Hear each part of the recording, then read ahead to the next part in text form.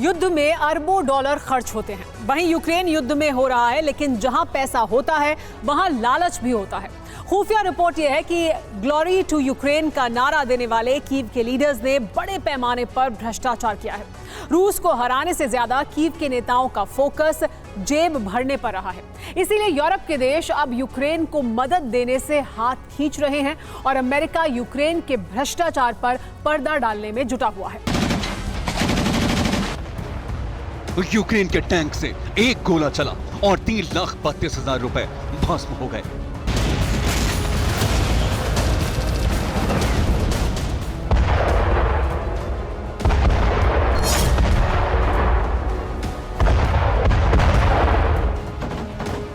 Rifle की एक magazine खाली हुई और 3,000 रुपए का बारूद दाग दिया गया।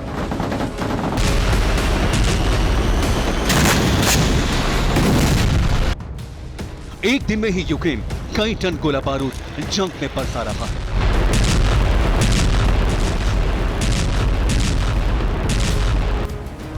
केवल परंपरागत हथियारों की बात की जाए तो रोजाना 1,600 करोड़ रुपए से ज्यादा का गोला बारूद यूक्रेन युद्ध में बरसा रहा है।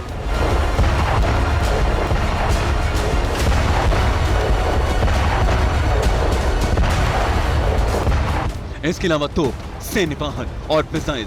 ये छोटा सा नमूना ये समझने के लिए काफी है कि यूक्रेन को कितनी बड़ी आर्थिक सहायता अमेरिका और उसके सहयोगी देशों से आ रही है। इतनी बड़ी तादाद में धन आ रहा है कि यूक्रेन की अर्थव्यवस्था भी इतनी बड़ी नहीं रही।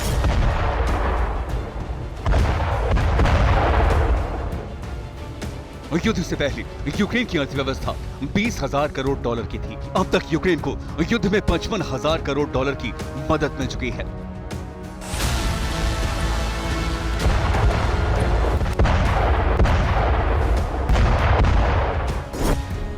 खुफिया रिपोर्ट कहती है कि इतनी बड़ी रकम और जेब भरने का इतना सुनहरा मौका देखकर यूक्रेन के नेताओं का ईमान डोल गया।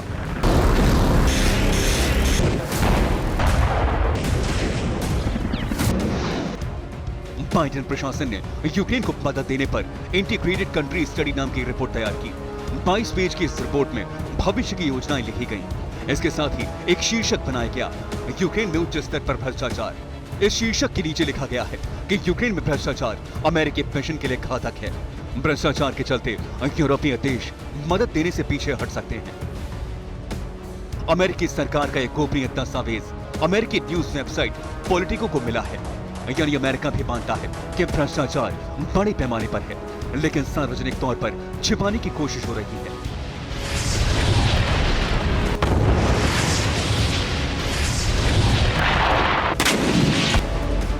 ये तब कहा जा रहा है जब यूक्रेन की सत्ता में अमेरिका ने बड़ा उलटफेर किया है।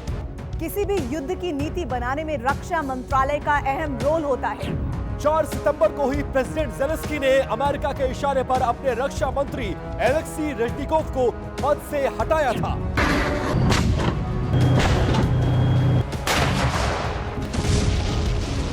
रेजनिकोव पर भ्रष्टाचार के गंभीर आरोप लगे थे। आरोप था कि यूरोपीय देशों और अमेरिका से मिलने वाली मदद से यूक्रेन के रक्षा मंत्री अपनी जेब भर रहे थे।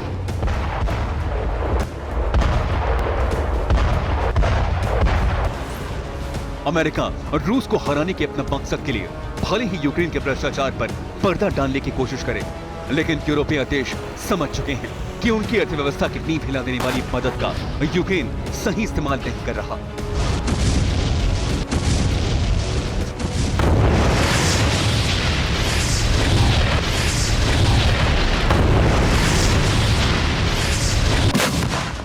इसीलिए यूरोपीय देशों ने यूक्रेन को मदद देने से हाथ खींचना शुरू कर दिया है। अमेरिका ने ब्रिटेन से यूक्रेन को मदद बढ़ाने की अपील की थी। बाइडेन चाहते थे कि ब्रिटेन यूक्रेन को 20,000 करोड़ रुपए की मदद दे। ब्रिटेन ने मदद से हाथ पीछे खींच लिया। ब्रिटेन ने कहा कि अपनी क्षमता से ज्यादा यूक्रेन को मदद दी जा चुकी है। अब ब्रिटेन के पास आत्मरक्षा के लिए भी पर्याप्त हथियार नहीं बचे हैं।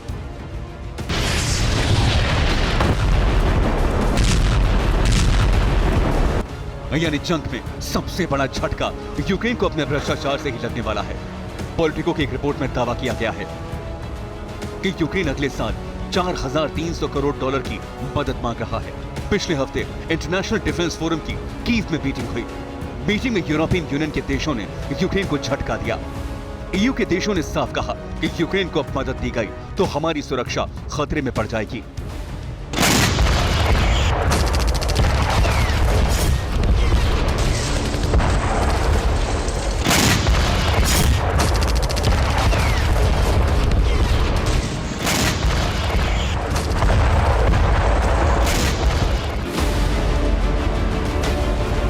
यूक्रेन को हथियारों की सप्लाई घटती जा रही है और हालत यह है कि अब यूक्रेन के पास केवल 8 हफ्ते का गोला बारूद बाकी बचा है।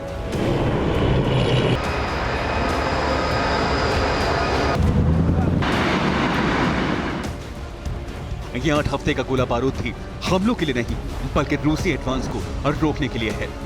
यूक्रेन की हालत खराब होती देखकर 3 अक्टूबर को बाइडेन ने सहयोगी देशों की एक बैठक बुलाई।